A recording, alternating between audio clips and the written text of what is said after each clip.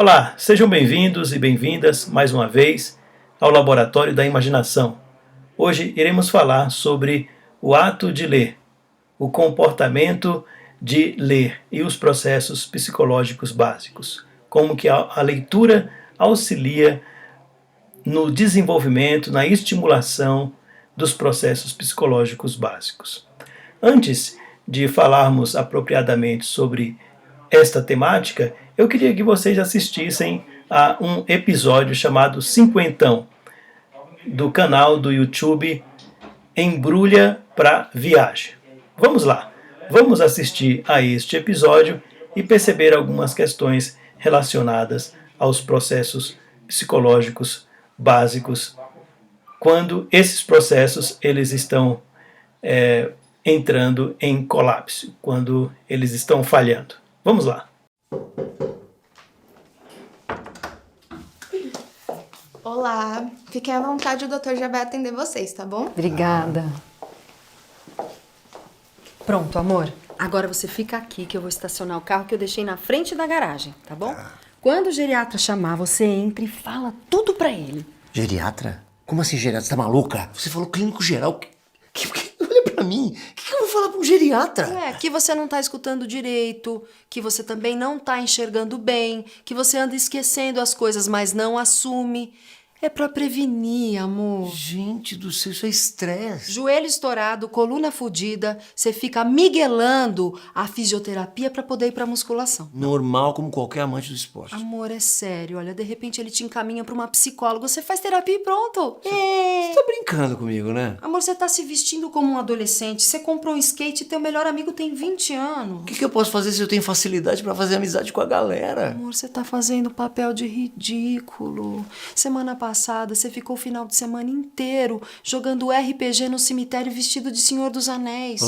Warcraft, respeita, ok? Tá, e esqueceu o aniversário do teu afilhado. Ai, meu Deus, é aniversário do Miguel semana passada. Michel! O nome dele é Michel. Aqui, ó. Olha aí, tá vendo, amor? Tua cabeça não tá boa. Semana passada, você confundiu a sua mãe com a mulher do Yakult. Ela estava vestida de branco inteirinha, parecia moça. Será que esse monte de bomba que você tá tomando na academia, que não tá fazendo efeito, tá fazendo mal pro teu cérebro? Ai, gente, é suplemento. Eu estou com uma vida estressante, esquecer uma coisa ou outra, qual o problema? Ai, tá bom, Evaristo, tá bom. Ó, faz assim. Senta aqui, que eu vou estacionar o meu carro, que eu deixei na frente da garagem, mas ó, não vai tentar ir embora sozinho, hein?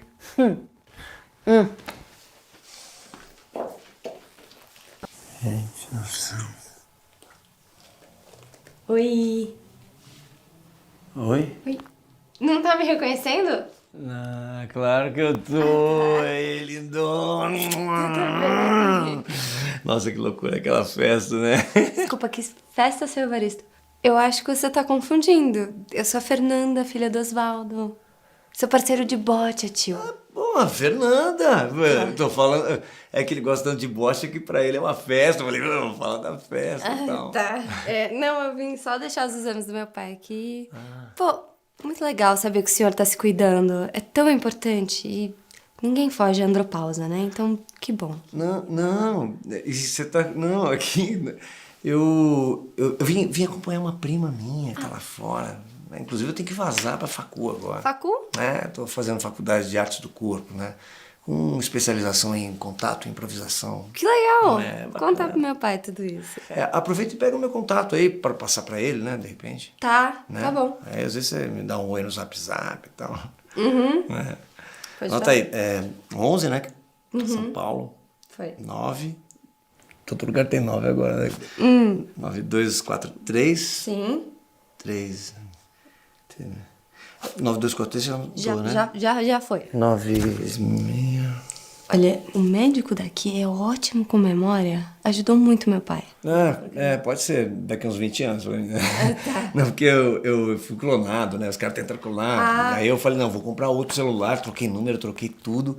Faz o seguinte, deixa eu pegar o teu telefone, que eu acho que vai ser mais fácil, né? Tá bom. Esse é celular novo, o contato é aqui, não? Não, você não desbloqueou a tela ainda. Tem que colocar senha mas ou a digital. é novo, Achei tá. uma vaga. Oi! Tudo bem? Tudo bom?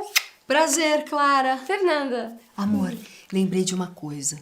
Precisa falar pro médico que as últimas vezes que você tomou cerveja, você fez xixi na cama. pergunta pra ele se tem a ver com a quantidade de Viagra, tá bom?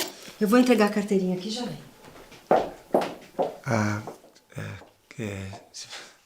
Bom que ele cuida de memória, né? Que você viu que a minha prima tá me chamando de marido já faz umas 2 semanas. A família acha que é Alzheimer, né? Isso aí complica a vida dela. Bom, eu vou lá cuidar dela, que ela tá loucona, Fabiola. Beijão, valeu. É Fernanda. Obrigada. Então, vocês gostaram deste episódio 50? É interessante porque mostra justamente esta dificuldade na questão da memória. Essa função cognitiva muito importante para as relações interpessoais. Este homem de 50 anos de idade, ele já começa a ter complicações na memória, enquanto aquele homem aparentemente mais idoso, ele não está apresentando este problema. Então é bem interessante a gente perceber que não necessariamente o envelhecimento esteja associado a lapsos e a problemas com a memória. Portanto, ao ler, o idoso estimula os processos cognitivos, o que favorece a diminuição dos lapsos de memória e dos déficits de atenção. Esse é um texto de um dos artigos que nós vamos usar para trabalharmos essa temática hoje. Então, os 3 artigos que estamos usando são estes. Primeiro, atitudes de leitura e desesperança em idosos. Segundo, a inserção do idoso em práticas leitoras. Terceiro, os processos de leitura, a percepção e as funções do texto literário. Estes 3 artigos serviram para embasar o Laboratório da Imaginação desta semana. Nós veremos com eles o que são os processos psicológicos básicos e como que a leitura serve para estimulá-los e potencializá-los na vida cotidiana dos idosos. Como que esses processos psicológicos básicos, funcionando de uma maneira razoável, ele auxilia o idoso na sua interação social e nas suas relações interpessoais.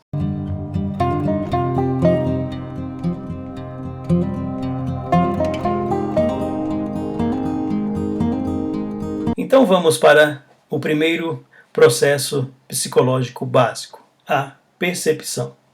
Quando falamos sobre percepção, é importante entendermos a relação que a percepção tem com a sensação. A sensação é um processo neurofisiológico. Como que a sensação acontece? Ela começa quando a energia oriunda de uma fonte externa ou do interior do corpo estimula uma célula receptora em um dos órgãos sensoriais, tais como o olho ou o ouvido. Cada célula receptora envia um sinal por meio dos nervos sensoriais até a área apropriada do córtex cerebral. Ou seja, percebemos que a sensação ela tem uma relação estrita com o bom funcionamento neurofisiológico. Quando um estímulo externo ou interno, ele acessa as faculdades superiores, as funções cerebrais. Quando falamos em percepção, já estamos lidando com uma outra dimensão psicológica do ato de se relacionar e de entender o mundo à sua volta. O ato de apreender o mundo. A percepção é uma função cerebral que atribui significado aos estímulos sensoriais, a partir do histórico de vivências de cada pessoa, que é a memória. Então, por exemplo, quando você toma um texto literário para ler, você vai, de maneira neurofisiológica, ser estimulado pela leitura, através dos seus olhos ou através da sua audição, se caso for um audiobook. Importante perceber que aquilo que você lê vai ser compreendido, vai ser entendido, vai ser interpretado de acordo com o histórico que você tem de vivências. Então, por exemplo, quando você lê uma história sobre um beija-flor, você vai pensar em momentos da sua vida em que você viu um beija-flor. Quando você lê algum conto, alguma história que relata experiências campestres, você vai se lembrar de sua infância, você vai se lembrar da época, por exemplo, que você morou no campo, em que você trabalhou no campo. Talvez essas lembranças sejam agradáveis e isso te traga um prazer, uma alegria.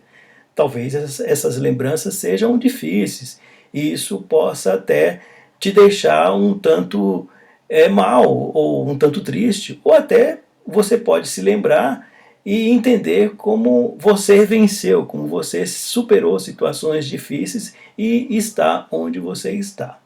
Ou seja, quando você ler ou quando você ouve um livro, esses estímulos originados desse comportamento de ler uma história, de ler uma literatura ou de ouvir uma literatura, de fato vai acionar, vai estimular os seus processos neurofisiológicos e também vai trabalhar com a sua história de vida, que é a sua memória, para que você possa compreender, interpretar e, de fato, vivenciar aquilo que você está lendo ou ouvindo.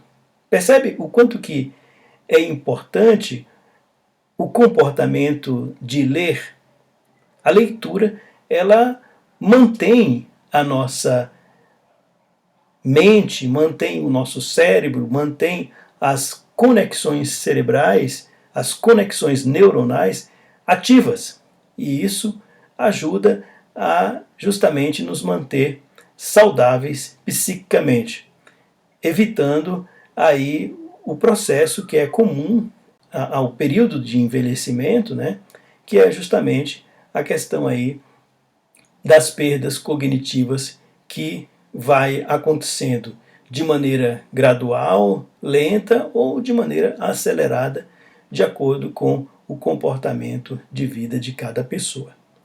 Então, nesse primeiro momento, falamos sobre percepção e sensação e como que a leitura ela estimula esses processos cognitivos. Então, por exemplo, se eu trouxer para você uma frase assim: e o ler pressupõe a total decodificação do texto, que passa pelos olhos, que levam da retina ao nervo óptico e pronto, está no cérebro. O que vocês diriam? Certamente vocês diriam errado, errado e errado 100.000 vezes, porque o processo de leitura ele não é algo neurofisiológico apenas.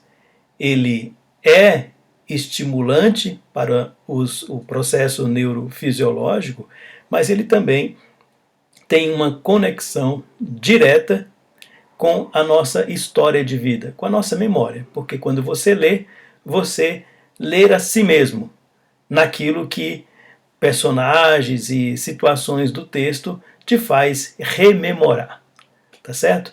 Então vamos agora para o segundo processo psicológico básico, que é a atenção. O que é atenção?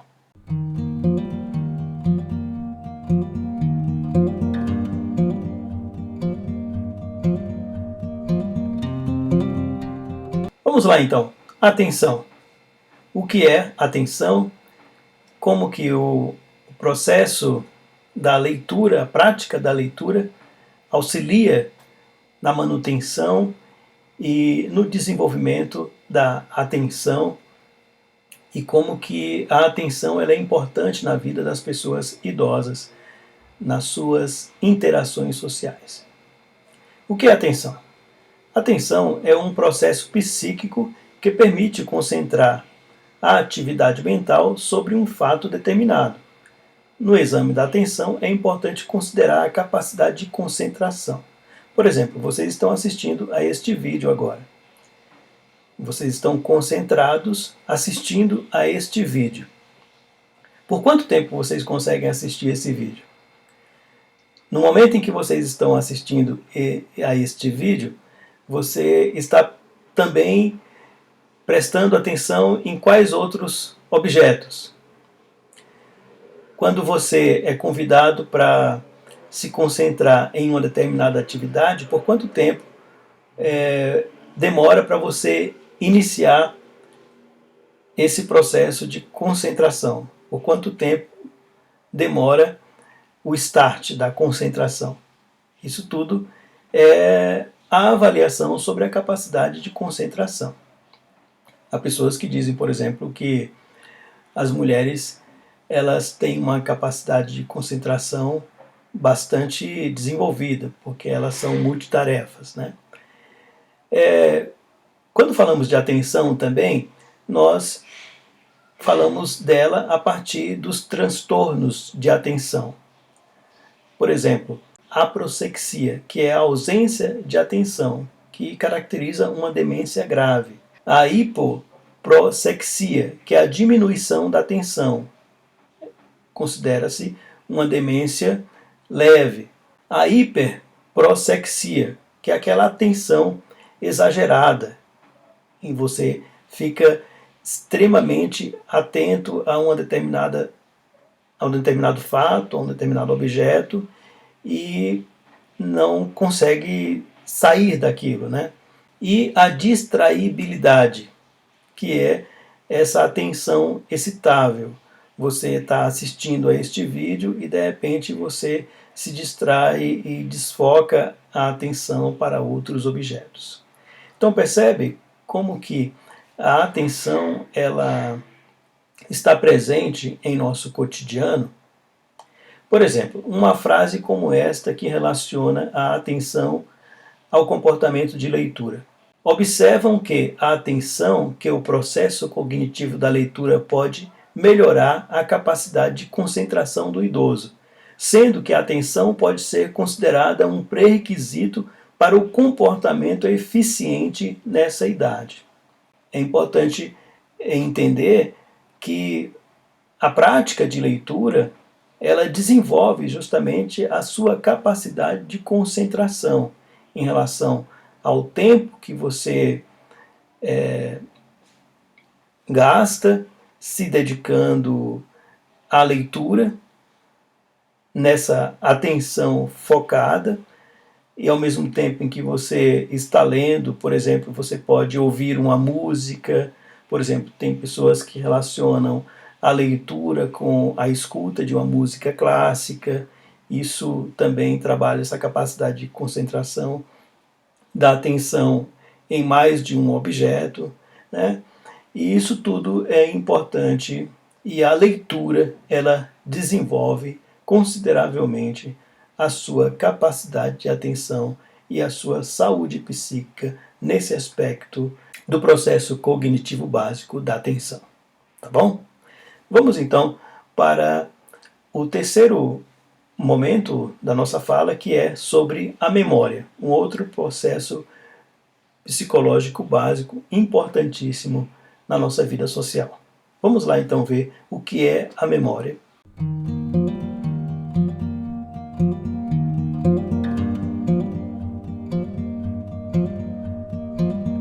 Então vamos entender este tópico memória. O que é a memória e como que ela é importante na vida das pessoas idosas e em suas interações sociais.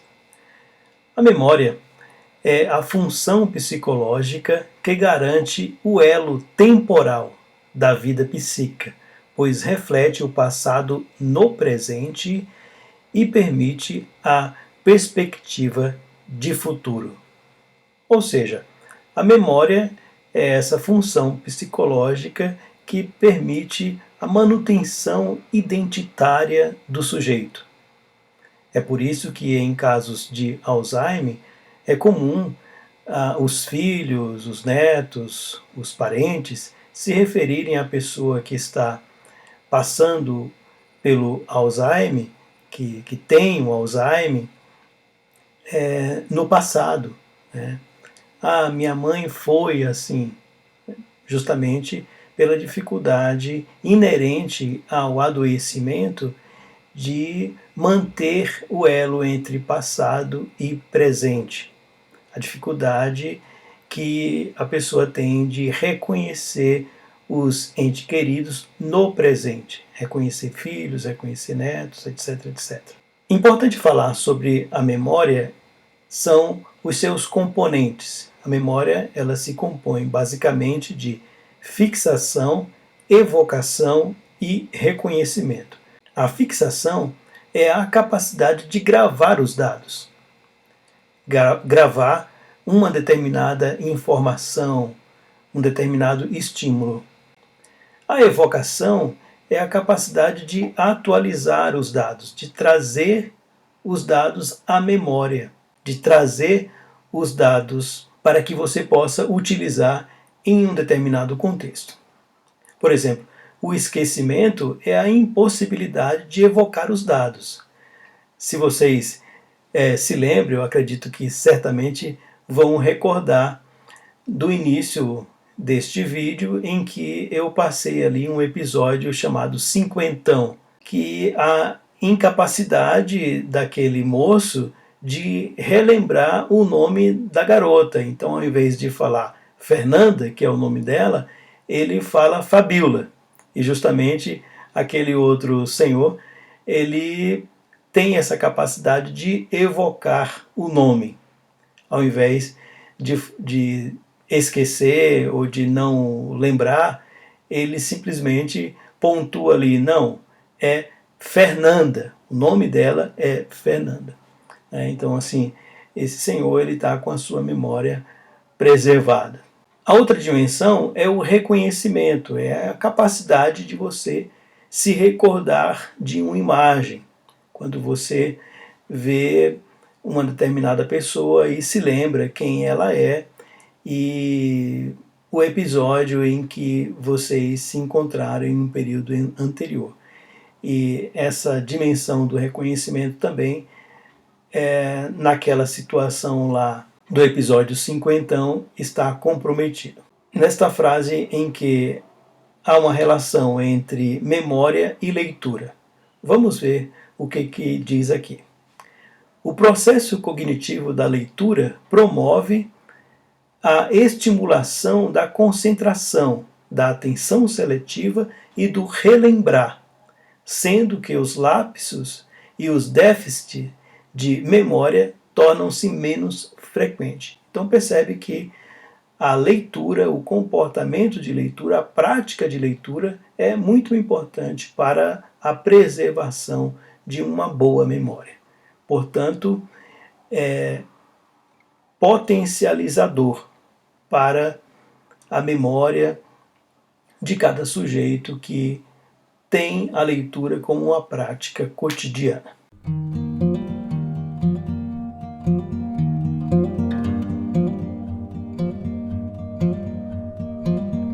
Então vamos agora para o conceito de pensamento. O que é pensamento e como que o pensamento nos ajuda em resoluções de problema. A importância do pensamento para a nossa vida cotidiana. E como que a leitura ela estimula e preserva essa capacidade cognitiva nas pessoas idosas. Então, o pensamento é a aptidão do indivíduo para elaborar conceitos, articular esses conceitos em juízos e, com base nisso, construir raciocínios, de modo a solucionar com êxito os problemas com que se depara. Então percebe que essa capacidade cognitiva de pensamento, ela nos ajuda a entender o ambiente em que nós nos encontramos, a situação em que nós nos encontramos e nos habilita à tomada de decisões. É muito importante a questão do pensamento e a autonomia da pessoa idosa. Então vamos ver essa frase que relaciona leitura e pensamento. Vamos lá. Se a leitura pode ser fonte de informação quanto de satisfação pessoal para o idoso, então aqueles que não têm esse hábito deixam de aproveitar de um meio prazeroso, como a leitura, para extrair do que foi lido reflexões que poderiam gerar novas perspectivas pessoais. É interessante observar como estão estritamente relacionadas a leitura e essa capacidade de imaginar, de construir novas realidades a partir da experiência da leitura. Quando nós temos o hábito de ler, nós imaginamos melhor, nós pensamos melhor, nós realizamos melhor.